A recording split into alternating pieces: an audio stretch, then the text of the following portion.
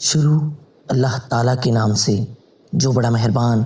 نہایت رحم کرنے والا ہے۔ تابوت سکینہ ایک شمشاد کی لکڑی کا ایک صندوق تھا جو حضرت آدم علیہ السلام پر نازل ہوا تھا۔ آپ کی آخری زندگی تک آپ کے پاس ہی رہا، پھر بطور میراث کے یکے بعد دیگرے آپ کی اولاد کو ملتا رہا، یہاں تک کہ یہ حضرت یعقوب علیہ السلام کو ملا اور آپ کے بعد آپ کی اولاد بنی اسرائیل کے قبضے میں رہا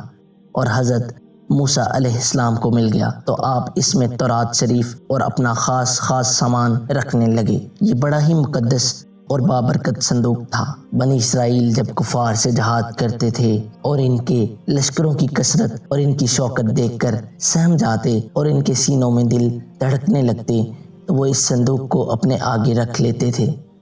اس صندوق سے ایسی رحمتوں اور برکتوں کا ظہور ہوتا تھا کہ مجاہدین کے دلوں میں سکون اور اطمینان کا سامان پیدا ہو جاتا تھا اور مجاہدین کے سینوں میں لرزتے ہوئے دل پتھر کی چٹانوں سے زیادہ مضبوط ہو جاتے تھے۔ اور جس قدر صندوق آگے بڑھتا تھا، آسمان سے نصر من اللہ فتح قریب کی بشارت عظمیٰ نازل ہوا کرتی تھی اور فتح مبین حاصل ہو جایا کرتی تھی۔ اور جب بنی اسرائیل میں کوئی اختلاف پیدا ہوتا تو لوگ اس صندوق سے فیصلہ کرتے تھے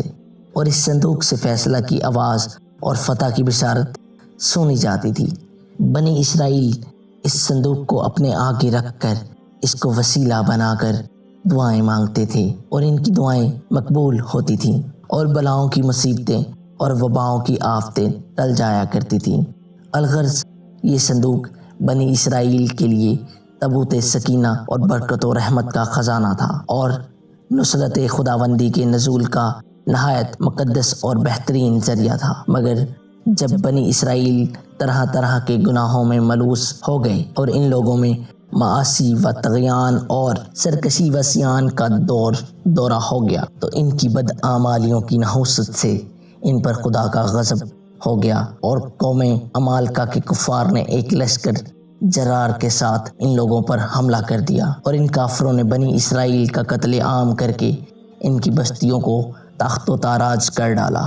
عمارتوں کو توڑ پھوڑ کر سارے شہر کو تہس نہس کر ڈالا اور اس متبرک صندوق کو بھی اٹھا کر لے گئے اور اس مقدس تبرک کو نجاستوں کے کوڑے خانہ میں پھینک دیا۔ لیکن اس بے ادبی کا قوم عمالقہ پر یہ وبال پڑا کہ یہ لوگ طرح طرح کی بیماریوں اور بلاؤں کے ہجوم میں جھنجھوڑ دیے گئے۔ چنانچہ قوم عمالقہ کے 5 شہر بالکل برباد اور ویران ہو گئے، یہاں تک کہ ان کافروں کو یقین ہو گیا کہ یہ صندوق رحمت کی بے ادبی کا عذاب ہم پر پڑ گیا ہے تو ان کافروں کی آنکھیں کھل گئیں۔ چنانچہ ان لوگوں نے اس مقدس صندوق کو ایک بیل گاڑی پر لاد کر بنی اسرائیل کی بستیوں کی طرف ہانک دیا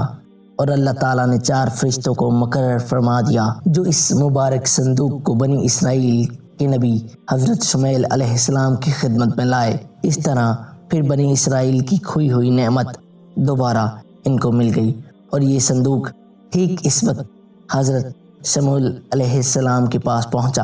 جب حضرت شمویل علیہ السلام نے طالوت کو بادشاہ بنا دیا تھا اور بنی اسرائیل طالوت کی بادشاہی تسلیم کرنے پر تیار نہیں تھے اور یہی شرط ٹھہری کہ مقدس صندوق آ جائے تو ہم طالوت کی بادشاہی تسلیم کر لیں گے۔ چنانچہ صندوق آ گیا اور بنی اسرائیل طالوت کی بادشاہی پر رضامند ہو گئے۔ اس مقدس صندوق میں حضرت موسیٰ علیہ السلام کا عصا اور ان کی مقدس جوتیاں اور حضرت ہارون علیہ السلام کا امامہ،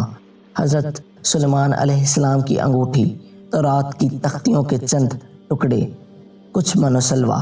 اس کے علاوہ حضرات انبیاء کرام کی صورتوں کے خلیے وغیرہ سب سامان تھے۔ قرآن مجید میں خداوند قدوس نے سورۃ بقرہ میں اس مقدس صندوق کا تذکرہ فرماتے ہوئے ارشاد فرمایا ہے۔ ترجمہ: اور ان کے نبی حضرت شمیل نے فرمایا کہ اس طالوت کی بادشاہی کا نشان یہ ہے کہ تمہارے پاس وہ صندوق آ جائے گا جس میں تمہارے رب کی طرف سے تمہارے دلوں کا چین